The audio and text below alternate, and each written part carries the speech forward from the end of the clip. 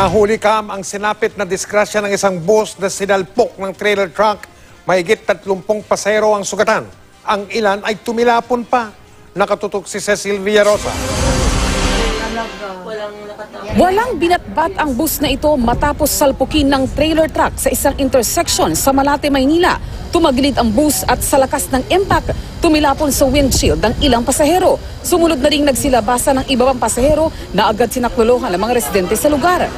Sugatan sa aksidente ang 34 na pasahero ng Kirstein bus na may plakang DXG 860. Sunod-sunod ang pagdating sa lugar ng mga ambulansya at rescue volunteer na rumisponde sa mga biktima na karamihan ay nagtamo ng minor injury. More on treatment namin kanina kasi is more on mga suspected na mga masasakit po yung mga kasukasuan at saka mga buto po nila.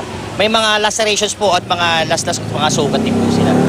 Nagkalat sa kalsada ang mga bubog mula sa nabasag na windshield at salamin ng bus. Humambalang sa kalsada ang mga nadisgrasyang sasakyan.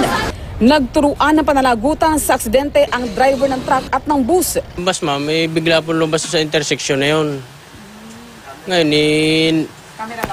namreno po ako, hindi na po kinaya dahil inabot nga po doon sa hulihan ha. Ay, hindi po siya nagminor, bigla pong lumabas eh. Kasi intersection, nagminor ako, nung makita ko siyang malayo pa, tumawid na ako ng intersection. Ay, nagulat na lang ako, bigla na lang may bumangga sa likod. Iniimbestigahan ng Manila Traffic Enforcement Unit kung sino talaga ang may pananagutan. Inabot naman ang higit 3 oras bago naialis sa lugar ang naaksidenteng bus. Cecil Villarosa, Nakatutok, 24 Oras.